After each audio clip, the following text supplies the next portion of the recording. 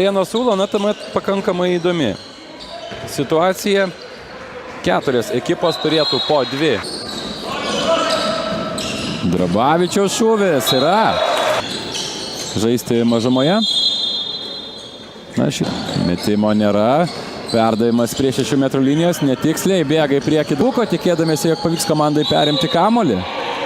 Nepavyko, vilniečiai pratęsė savo ataką, Drabavičius.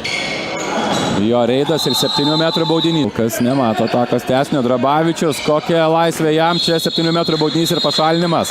Gavaldas Drabavičius stringa ir visos ekipos žaidimas. Čia Drabavičius tarsi išgirdęs man. Vilniečiai, Drabavičius pasitaisyti. Čia 7 metrų baudinys būtų buvęs. Varėnos ekipa netiksliai. Čia pabėga Drabavičius ir jungiasi vėl į ataką Drabavičius. Dar vienas jo tolimas metimas ir vėl tikslus. Ūla reikia atakuoti vartus ir kuo anksčiau, tuo geriau. Tačiau panašu, kad atakuosim ne Vilniečių vartus, o Varėnos Ūlos vartus. Ir tą sėkmingai daro Valdas Drabavičius.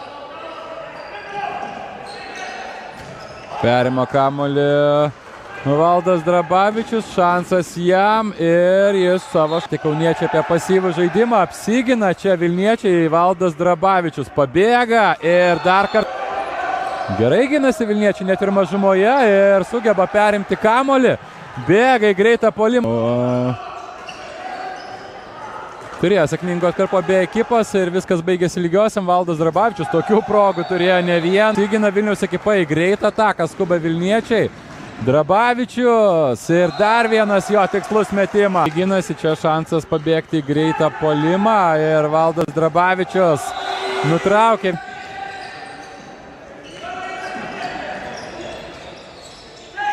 Dovydas Kodys. Ir svarbiausia greitai atakuoti. Bernatavičiaus perdamas į kraštą ir čia pirmasis įvartis šio vakaro rungtynėse. Lūšies komandoje čia greita aikštė šeimininko ataka ir nieko nelaukia. Greitas bandymas surengti ataką.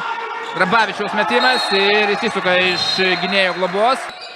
Koks puikus metimas! Žemė oras! Žemė oras! Ryto Gajos Kario ataka. Feoktistovas. Jį pasitinka labai toli aikštės šeimininkai. Atkovoja kamuolį ir rengia greitą. Kininkas įsibėgėja. Gerai prisitaiko. Jo smūgiai yra be galo stiprus ir juos sustabdyti yra sunku. Atkovoja kamuolį dabar Vilniečiai. Greita ataka. Drabavičius vienas prieš vartininką ir čia jau lengvas įvartis.